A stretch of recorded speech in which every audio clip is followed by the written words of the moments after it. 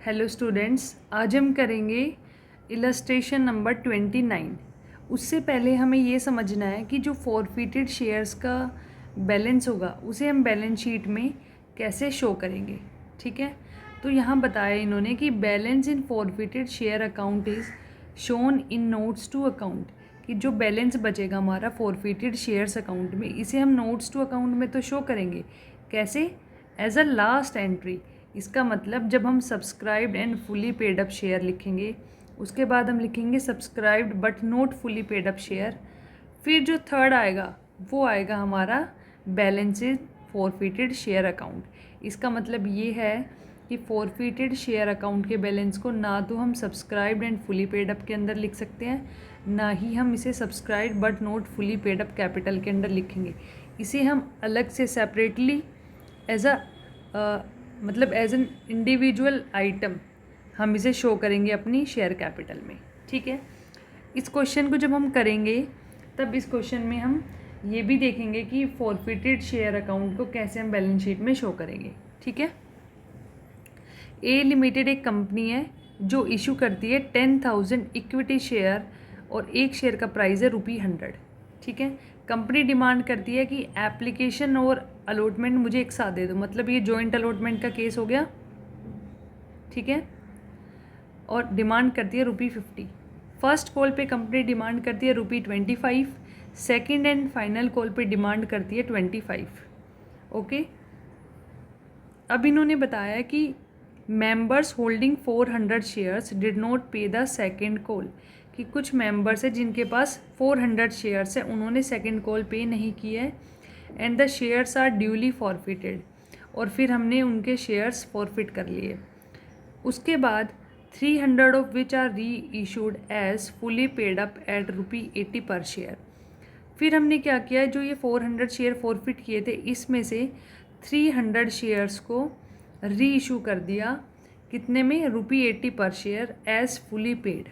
ठीक है, और जब ये फॉरफिट हुआ उस स्टेज तक कंपनी डिमांड कर चुकी थी टोटल ₹100। ठीक है, लेकिन अब जो शेयर इशू हुआ है दोबारा वो हुआ है ₹80 के हिसाब से। इसका मतलब कंपनी ने 100 के शेयर को जब री इशू किया तो उसे डिस्काउंट पे री इशू किया है।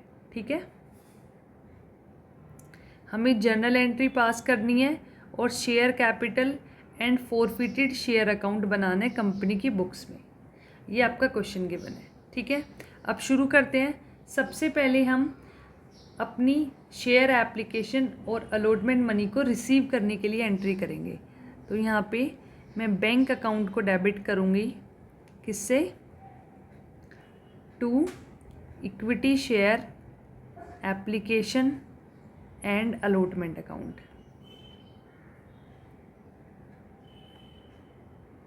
अब एप्लीकेशन एंड अलॉटमेंट के टाइम पे मुझे जो पैसा रिसीव होगा उसके लिए मुझे नंबर ऑफ़ शेयर्स को एप्लीकेशन एंड अलॉटमेंट मनी से मल्टीप्लाई करना पड़ेगा।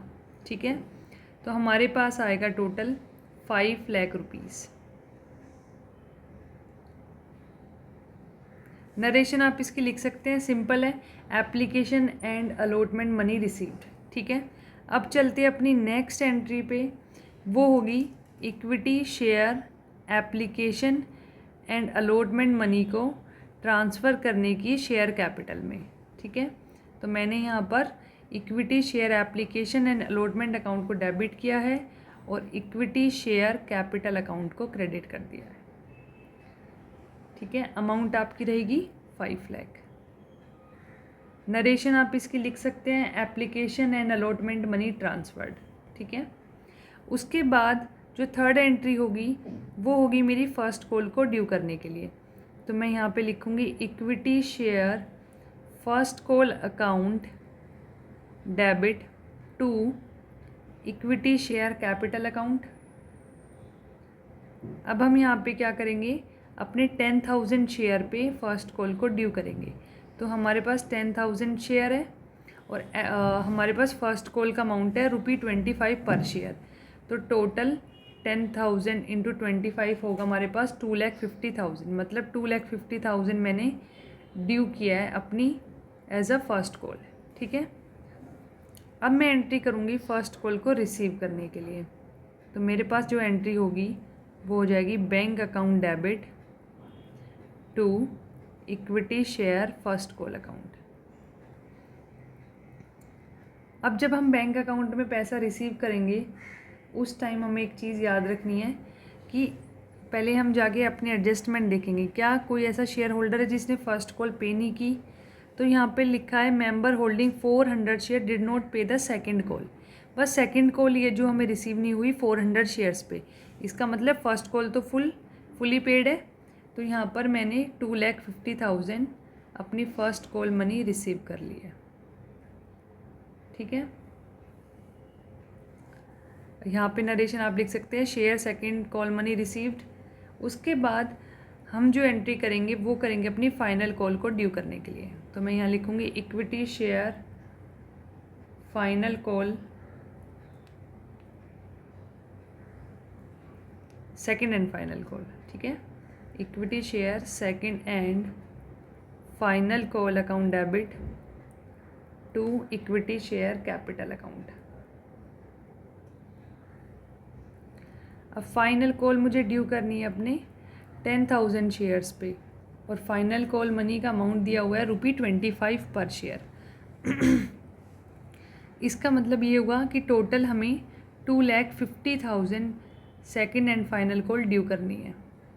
ठीक है, अब मैं ये जो सेकंड एंड फाइनल कॉल है इसे रिसीव करने की एंट्री करूँगी। तो यहाँ पे होगा bank account debit to equity share second and final call account.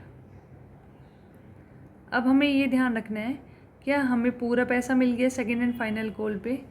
तो वो हम क्वेश्चन दोबारा रीड करेंगे। यहाँ पे लिखा है कि जिनके पास 400 शेयर थे उन्होंने सेकंड कॉल पे नहीं किया है। इसका मतलब टोटल शेयर थे मेरे पास 10,000, उसमें से 400 शेयर होल्डर ऐसे हैं जिन्होंने हमें सेकंड और फाइनल कॉल नहीं दी। तो जहाँ से पैसा रिसीव हुआ है वो कितने शेयर होल्डर है, 9,600 शेयर होल्डर है। ठीक है, और उन्होंने हमें एट द रेट ऑफ 25 पर शेयर एप्लीकेशन मनी पे की है, मतलब 2,40,000 यहाँ पे आ जाएगा जो हमने सेकेंड एंड फाइनल कॉल में अमाउंट रिसीव किया है। ठीक है, और आप यहाँ पे नरेशन लिखेंगे share second call money received. अब उसके बाद कंपनी ने क्या किया, अपनी सेकेंड एंड फाइनल कॉल पहले ड्यू की फिर रिसीव की। फिर उन्होंने देखा कि ये जो मेंबर्स है जिनके पास 400 शेयर है इन्होंने सेकंड कॉल दी नहीं। अब कंपनी ने डिसाइड किया कि उनके शेयर फॉरफिट कर लेते हैं। तो अब हम एंट्री करेंगे शेयर फॉरफीचर की। ठीक है, तो जब हम शेयर फॉरफिट करते हैं किसी का तब जो हम एंट्री करते हैं वो ये होगी कि हम इक्विटी शेयर कैपिटल अकाउंट को डेबिट करेंगे सबसे पहले। अब यहाँ पर आपको ध्यान रखना है जो आपको डेबिट करना है वो अमाउंट होगी नंबर ऑफ़ शेयर्स। यहाँ पे नंबर ऑफ़ शेयर्स हमारे पास है 400 इनटू कॉल्ड अप अमाउंट जो कंपनी पैसा अभी तक डिमांड कर चुकी है। तो कंपनी ने एप्लीकेशन मनी भी डिमांड कर ली है, फर्स्ट कॉल भी डिमांड कर ली थी और फाइनल कॉल भी। इसका मतलब टोटल कंपनी ने 100 रुपीज़ डिमांड कर लिए थे। कॉल्ड अप अमाउंट है हमारी 100, तो टोटल इक्विटी शेयर को जो डेबिट करेंगे वो हो जाएगा 40,000 से। ठीक है, अब यहाँ पे जो पैसा कंपनी ने रिसीव नहीं किया है उसे हम लिखेंगे equity share second and final call के अंडर। मतलब जो भी कॉल कंपनी ने रिसीव नहीं की है उसे हम क्रेडिट करेंगे। ठीक है, तो कंपनी ने सिर्फ second and final call receive नहीं की है। कितने शेयर पे, 400 शेयर पे, और क्या रेट था सेकंड एंड फाइनल कॉल का 25। तो टोटल 10,000 रुपीज़ थे जो कंपनी ने रिसीव नहीं किए थे। और यहाँ पर लिखेंगे हम टू फॉरफिटेड शेयर अकाउंट। इसमें वो पैसा जाएगा जो अभी तक जो ये मेंबर्स थे ना ये पे कर चुके हैं। तो 400 शेयर्स पे 50 रुपीज़ एप्लीकेशन मनी हम रिसीव कर चुके हैं, तो कंपनी अब उसे भी फॉरफिट कर लेगी। फिर 400 शेयर्स पे जो अलॉट फर्स्ट कॉल हमें रिसीव हुई है 25 रुपीज़ की, कंपनी उसे भी फॉरफिट कर लेगी। तो 400 इंटू 50 आप करेंगे तो आपके पास आएगा यहाँ पे 20,000। 400 इंटू 25 करेंगे तो आपके पास 10,000 आएगा। तो टोटल जो फॉरफिटेड शेयर का अमाउंट होगा वो होगा 30,000। ठीक है। नरेशन में आप लिखेंगे यहाँ पे फॉरफीचर ऑफ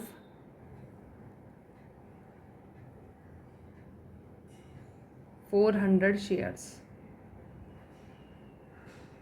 ठीक है। अब कंपनी क्या कर रही है कि जो ये 400 शेयर्स कंपनी ने फॉरफिट किए थे, इनमें से 300 को री इशू कर रही है। तो री इशू करने की एंट्री करेंगे, और री इशू होता है तो उसमें हमें पूरा अमाउंट शेयर पे एक साथ मिल जाता है। तो हमारे पास पैसा आएगा बैंक में, तो मैं यहाँ पे बैंक अकाउंट को डेबिट करूँगी। किससे? To equity share capital account. अब देखो पैसा मुझे कितना रिसीव होगा, उसके लिए मैं अपने नंबर ऑफ़ शेयर को मल्टीप्लाई करूँगी जितने में हमने शेयर को री इशू किया है। तो री इशू प्राइस है हमारा ₹80। इसका मतलब मैंने 24,000 रिसीव किया है। ठीक है। इक्विटी शेयर कैपिटल में आएगा जितने शेयर से इशू किए हैं इनटू जो शेयर की फेस वैल्यू है, तो टोटल 30,000 हो गया। ठीक है। जो ये डिफरेंस है इसको हम कहाँ से फिल करेंगे? फॉरफिटेड शेयर के बैलेंस से। तो जो पैसा फॉरफिटेड शेयर में पड़ा था हम उसे यूज़ कर लेंगे यहाँ पे। तो यहाँ पे हमने 6,000 यूज़ कर लिया, 6,000 की ही नीड थी। अब यहाँ पे मैं लिखूँगी 300 शेयर्स री इशूड एट ₹80 पर शेयर। ठीक है। अब देखो, अब हम अपना मोस्ट इम्पॉर्टेंट पॉइंट समझेंगे, और वो न्यू पॉइंट भी है इस क्वेश्चन में। वो ये है कि यहाँ पे जो फॉरफिटेड अमाउंट है हमारे पास, वो है हमारे पास टोटल 400 शेयर्स पे। ठीक है, 400 शेयर्स। लेकिन जो री इशू किया है वो हमने किया है 300 शेयर्स को। ठीक है। अब आप ये कहोगे जनरली हम क्या करते थे, यहाँ पे फॉरफिटेड शेयर का जो अमाउंट है उसमें से जो यूज़ कर लिया 6,000, ठीक है, उसके बाद जो बच गया मतलब 24,000, उसे हम ट्रांसफ़र कर देते कैपिटल रिजर्व में। अब हमें जो पॉइंट ध्यान रखना है वो ये है कि हम कैपिटल रिजर्व में जो अमाउंट ट्रांसफ़र करेंगे वो अमाउंट होगा जो बैलेंस मेरा बचेगा 300 शेयर्स पे। क्योंकि देखो टोटल 400 थे, उसमें से आपने 300 शेयर्स ही रीइशू किए हैं, बाकी 100 शेयर्स आपने रीइशू नहीं किए। तो जो ये 300 शेयर्स का फॉरफिटेड अमाउंट बनता है, ठीक है, उसी के बैलेंस को हम कैपिटल रिजर्व में ट्रांसफ़र करेंगे। ठीक है, मतलब जो री इशूड शेयर होगा, जो री इशूड शेयर्स हैं उनके बाद जो बैलेंस बचा फॉरफिटेड अकाउंट में, सिर्फ उतना ही ट्रांसफ़र होगा। ठीक है, बाकी हमें नहीं करना है। तो मैं यहाँ पे एक नोट डाल के लिख देती हूँ, only that amount of gain is transferred from forfeited share account to capital reserve account which belongs to the reissued share। ठीक है, अब ऐसा हम क्यों करते हैं ये भी समझना ज़रूरी है। अब देखो, ये जो 400 शेयर्स फॉरफिट किए थे, इनमें से 300 शेयर्स को तो आपने एक मान लो एक एक्स प्राइस पे रीइशू कर दिया। अब उसके लिए अगर आपने डिस्काउंट पे किया तो आपने जो ये 300 शेयर फॉरफिट हुए थे इसमें से बैलेंस यूज़ कर लिया। ठीक है, मान लो वो 100 शेयर बचे हैं, हो सकता है उन्हें हम प्रीमियम पे इशू करें या सेम वैल्यू पे इशू करें या फिर हम उसे हैवी डिस्काउंट पे इशू करें। तो अगर सारे का सारा अमाउंट मैंने अभी कैपिटल रिजर्व में पूरा बैलेंस जो 400 शेयर पे था वो ट्रांसफ़र कर दिया, तो ये जो 100 शेयर फ्यूचर में री इशू होंगे तब हम पैसा कहाँ से यूज़ करेंगे। इसलिए जो शेयर आपके री इशू होते हैं हमें ये निकालना पड़ेगा कि अगर सिर्फ 300 फॉरफिट होते तो कितना अमाउंट आता। फिर बचा हुआ बैलेंस कैपिटल रिजर्व में ट्रांसफ़र होगा। ठीक है, तो हमें 300 शेयर्स अगर हमने री इशू किए हैं तो हमें इन 300 शेयर्स पे फॉरफिटेड अमाउंट निकालना पड़ेगा। ठीक है, अब वो कैसे निकालेंगे, अब वो मैं बताती हूँ आपको। एज फॉरफिटेड अमाउंट, ये देखो फॉरफिटेड अमाउंट कितनी है हमारे पास, 400 शेयर्स पे 30,000। ठीक है, तो 1 शेयर पे कितनी होगी अगर हम कैलकुलेट करें तो 30,000 अपॉन 400, और हम यहाँ पे कैलकुलेट करें 300 शेयर पे, क्योंकि 300 ही हमने री इशू किया है। तो 300 शेयर पे कैलकुलेट करेंगे तो मेरे पास जो अमाउंट आएगी वो आ जाएगी 22,500। ठीक है, तो मतलब मेरे पास जो ये बैलेंस है ना फॉर फ्यूचर अकाउंट में, ये है 300 शेयर्स का,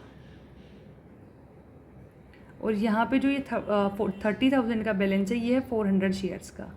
और जो बात मैं आपको कह रही हूँ वो ये है कि ये जो 22,500 है री इशू करते टाइम, क्योंकि ये 300 शेयर्स का अमाउंट है, इसमें से मैंने अमाउंट यूज़ किया शेयर्स को री इशू करते टाइम डिस्काउंट के लिए। कितना अमाउंट यूज़ किया था, 6,000, तो मैं उसे माइनस कर दूँगी। जो भी लॉस हुआ था मुझे री इशू के टाइम पे, कितना लॉस हुआ था मुझे, 300 शेयर्स को मैंने 20 रुपीज़ के डिस्काउंट पे इशू किया था, मतलब 6,000 का लॉस हुआ था। अब मेरे पास कितना बैलेंस बचेगा इसको माइनस करने के बाद, 6,500। तो ये जो 16,500 है ये मेरा अब ट्रांसफ़र होगा कैपिटल रिजर्व में। ठीक है, तो यहाँ पे जो अमाउंट है 16,500 इसे मैं ट्रांसफ़र कर दूँगी कैपिटल रिजर्व में। तो उसके लिए मेरी जो एंट्री होगी वो होगी forfeited shares account debit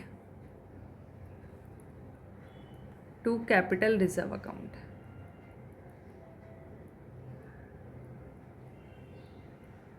amount है 16,500।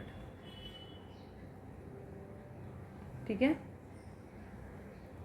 और बाकी जो बैलेंस बच गया देखो 16,500 तो यहाँ पे है, इसके अलावा जो हमारा बैलेंस बचा है ये तो फॉरफिटेड अमाउंट है 300 शेयर पे। अगर इसे हम 100 शेयर पे निकालेंगे जो हमने रीइशू नहीं किए,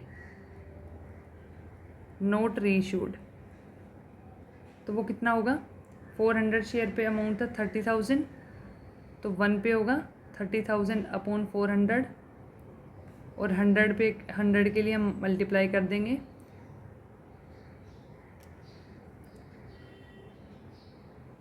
7,500।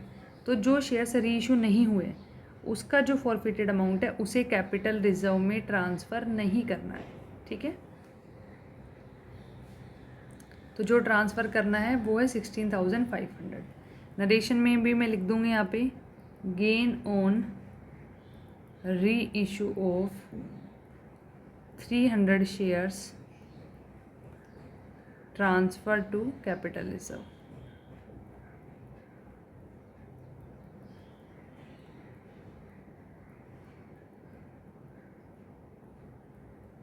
ठीक है, तो यहाँ पे मेरा क्वेश्चन ख़त्म होता है, जर्नल एंट्री वाला पार्ट सिर्फ। अभी मुझे शेयर कैपिटल अकाउंट भी बनाना है और फॉरफिटेड शेयर अकाउंट बनाना है। ठीक है, तो पहले मैं बनाऊंगी यहाँ पे इक्विटी शेयर कैपिटल अकाउंट। तो हेडिंग लिखेंगे इक्विटी शेयर कैपिटल अकाउंट।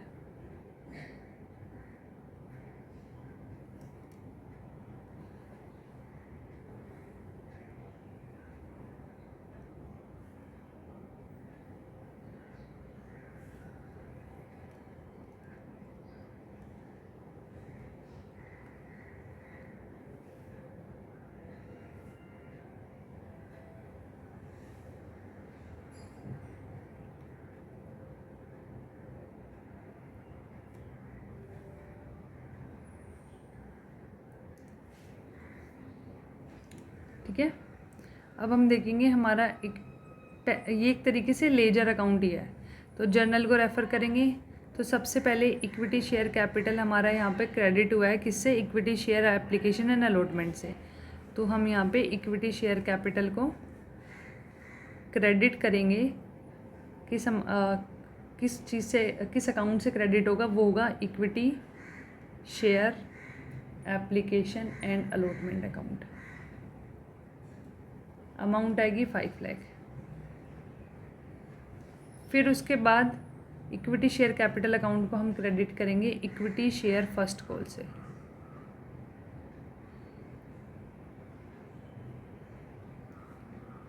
$2,50,000। फिर हम इक्विटी शेयर कैपिटल को क्रेडिट करेंगे equity share second and final call.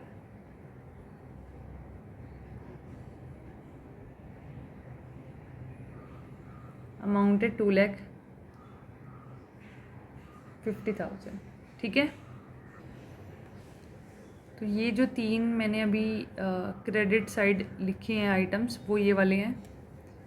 Equity share capital account को यहाँ क्रेडिट किया हमने, उसके बाद इधर फर्स्ट कॉल के टाइम पे क्रेडिट किया। मैं इसे हाईलाइट कर देती हूँ जिस चीज़ से क्रेडिट हुआ है।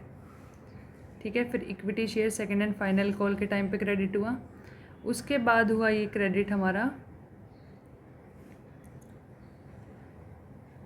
बैंक अकाउंट से। ठीक है। और फॉरफिटेड शेयर अकाउंट से। ठीक है। तो मैं यहाँ पे लिख देती हूँ बाय बैंक अकाउंट 24,000 और by forfeited share account 6,000। Total करेंगे तो आपके पास आएगा 10,30,000। अब देखते हैं हमारे पास कि equity share capital account debit कितने टाइम हुआ है। ठीक है।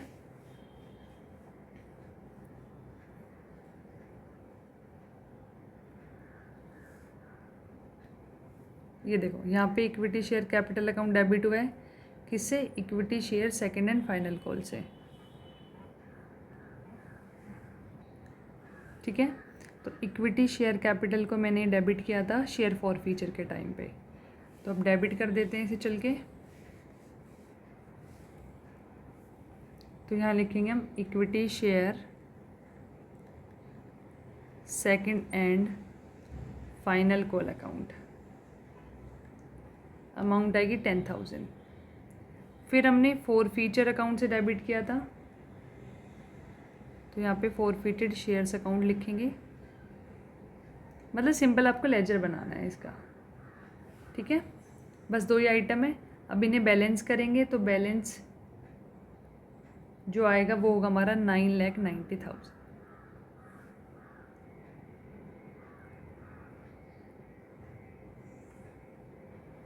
तो यहाँ पे मेरा इक्विटी शेयर कैपिटल अकाउंट बन के रेडी हो गया है। अब मुझे बनाना है अपना फॉरफिटेड शेयर अकाउंट।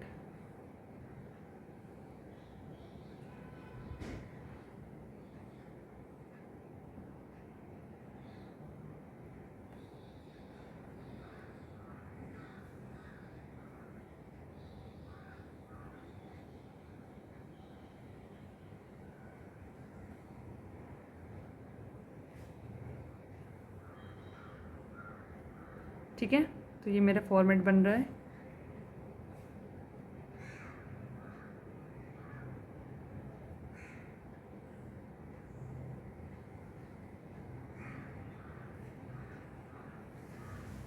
ठीक है। अब हमें चेक करना है कि फॉरफिटेड शेयर अकाउंट हमारा क्रेडिट कब हुआ।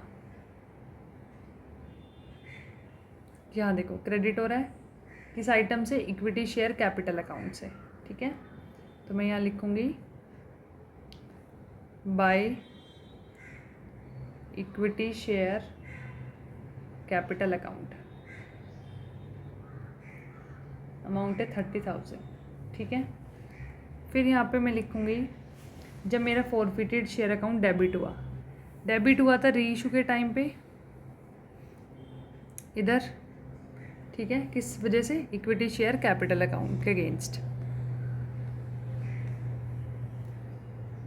तो लिखेंगे इक्विटी शेयर कैपिटल अकाउंट